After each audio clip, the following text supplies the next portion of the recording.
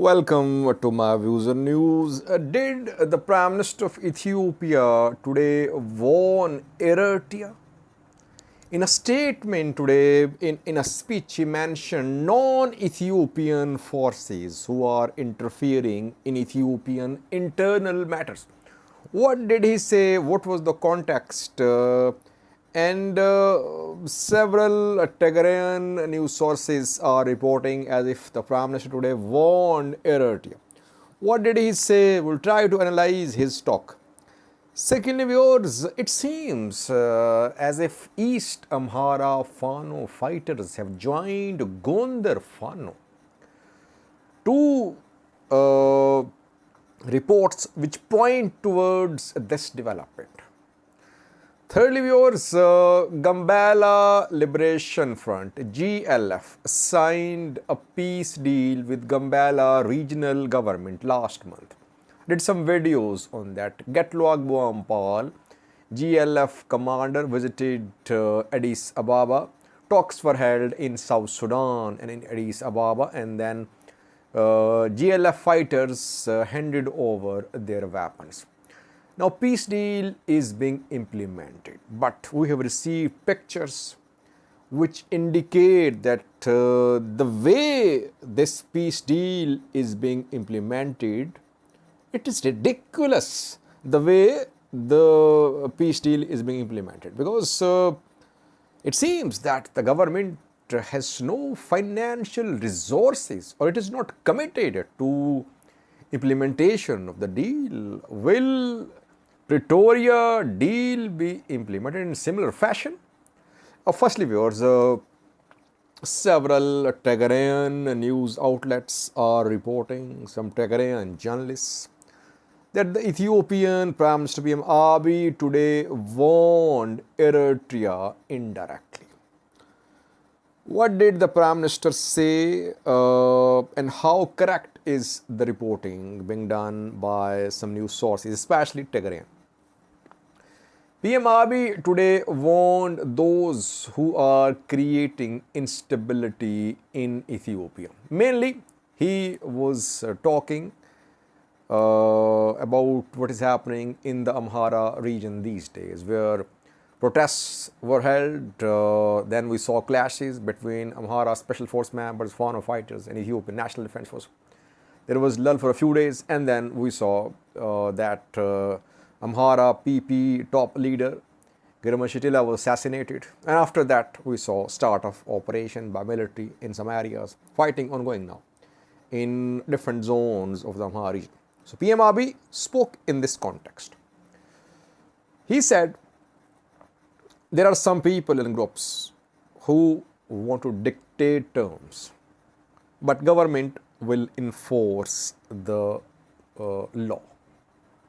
He mentioned these groups. Firstly, businessmen. Some businessmen are involved in fueling conflict. And if you remember, a few days ago, Ethiopian government froze accounts of some businessmen. Businessmen and their organizations, their companies' accounts have been frozen. The businessmen are being accused by the government of backing conflict in the Amhara region. And most of the businessmen are, the groups are from the Amhara region, like Star Business Group, etc. Secondly, he said youth, Ethiopian youth, which is being misled, and they are part of this conflict. Thirdly, Ethiopian diaspora. They are funding, they are fueling conflicts in Ethiopia. And fourthly, fourth point, which is being quoted by all news outlets, that he referred to Eritrea basically. He said, whenever there is a problem in Ethiopia, whenever bullets are fired in Ethiopia, non-Ethiopian forces start interfering in Ethiopia. These non-Ethiopian forces must refrain from interfering in Ethiopian internal matters. He said, Ethiopian internal matters must be left to Ethiopians to be handled. These non-Ethiopian forces have their own internal problems. They should focus on those internal problems. That is what he said, largely, quote unquote. Now, he did not name Eritrea, Egypt, etc. Question is, who was he talking about? Who was he referring to? Was he referring to Eritrea or other outside food? I think there could be 4 likely targets of the PM's criticism today. Westerners. Outside non-Ethiopian forces could be Westerners, EU, US. But these days, Ethiopia is trying to improve ties with the West and US because Ethiopia is in dire need of financial aid. Ethiopia is hoping to receive direct financial aid from EU and loans, grants from US, from World Bank, IMF, loan, debt payment rescheduling. Secondly, Egypt. Whenever Ethiopian government says something about Egypt, it refers to Egypt as historical enemy. It did not use the word historical. Thirdly, Sudan, because though Sudan is grappling with its internal civil war these days, but we know that Sudanese soil is being used by Ethiopian armed groups. And the armed groups are involved in attacks inside Ethiopia. Fourthly, Eritrea. Because Eritrea-Amhara alliance emerged in the past 2 years or so. It is said that Amhara political elite, Amhara hardliners especially, they are aligned with Eritrea. Amhara hardliners have found a new ally, and that is Eritrea. Eritrea is training Amhara militias. It trained Amhara special force members too. Amhara special force disbanded, Fano militia disbanded. Now, it's difficult to say because just a few days ago, a top Eritrean delegation visited Ethiopia, warmly welcomed. Immediately after the visit, we saw that Ethiopian government started an operation in the Amhara region. The delegation was not allowed to visit Amhara. Delegation visited Oromia, BG, but it was not allowed to enter Amhara. And Ethiopian government has been concerned about this Eritrea-Amhara alliance. And sometimes PM Abiy speaks in a vague manner, just to give impression that Ethiopian government is fighting so many internal, external challenges. Foreign powers want to weaken Ethiopia and PM Abiy is leading from the front and he is the one who is trying to keep the country united. Sometimes he speaks in this vague manner just to prove that he is facing so many challenges. And sometimes he is he has some people or countries in mind when he talks like this. So it's difficult to say. I wouldn't say that he unequivocally targeted Eritrea today. We'll have to monitor developments in coming days. He could be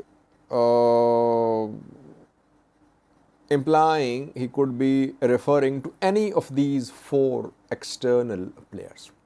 We'll have to wait, I think, wait and see the coming developments. So I don't agree that he unequivocally referred to Eritrea. That is the wish of Tigrayan ruling elite now, that they want PM Abiy to be at a distance from Eritrea.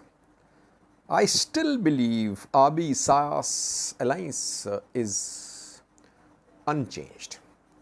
Though this new reality in the Amhara region could strike a blow to Abiy Amhara alliance. So we'll have to wait a little. Too early to say that PM Abiy warned Eritrea. Secondly, viewers, East Amhara Fano fighters are being arrested.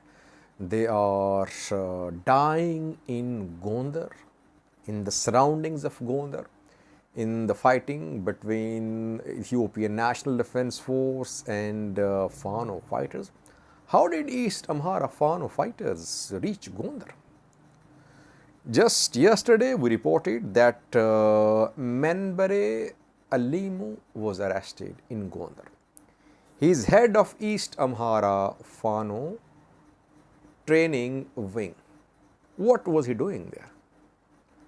Today, we received pictures of another East Amhara Fano fighters who has been killed in Gondar, on Gondar front. His name is Tesfaye Mekoria. You can see his picture. Killed in fighting in Gondar. So what are East Amhara Fano fighters doing in Gondar? It seems as if East Amhara Fano fighters have fled East Amhara region, Wollo. They are joining Gondar Fano. Why? Because in Wollo we saw a major operation after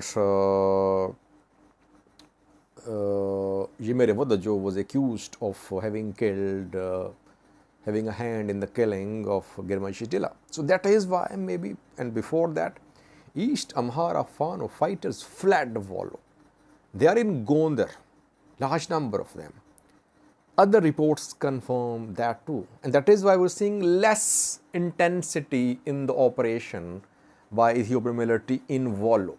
Main focus is on Gondar, and today we saw start of operation in Shavatu. Thirdly, viewers, Gambella Liberation Front fighters made peace with the Gambella regional government, Ethiopian federal government last month. Gatluag Boampal signed a deal with regional government. Ethiopian army officers were there too. GLF was an OLA ally of Oromo Liberation Army, but now it has signed a peace deal. Hundreds of GLF fighters surrendered, handed over their weapons, and it was agreed that they'll become part of regional forces. Now they are to undergo military training, and government does not have uniform or shoes for them. So locals are donating clothes and shoes for these Gambella Liberation Front fighters who are going to undertake training in coming days. So basically, people are funding the training of these GLF fighters. GLF fighters, GLF commanders, they are worried. They say that government cannot provide uniform and shoes to GLF fighters for training. How will the peace deal be implemented? Let's hope that Pretoria deal is not implemented in a similar fashion. That Tigrayan fighters have to rely on donations for uniform and shoes. Implementation of peace deal always needs money. That is why US is involved in Tigray, EU as well. They are visiting Ethiopia. They are pledging support. Why? Because they know that Ethiopian government needs money. For the implementation of peace deal, Tigrayan fighters will have to be employed. They'll have to be given money to start businesses, and all that requires financial aid from outsiders. Where is, by the way, the Shoma Toga's National Reform Commission? Is it just working on Pretoria deal? Shouldn't the commission monitor that GLF fighters are given uniforms and shoes so that they don't return to their earlier lifestyle when they were part of an insurgency in the Gambella region of Ethiopia? The Shomatoga's National Reform Commission is nowhere to be seen. Ethiopian federal government should intervene, I think. Thank you for watching.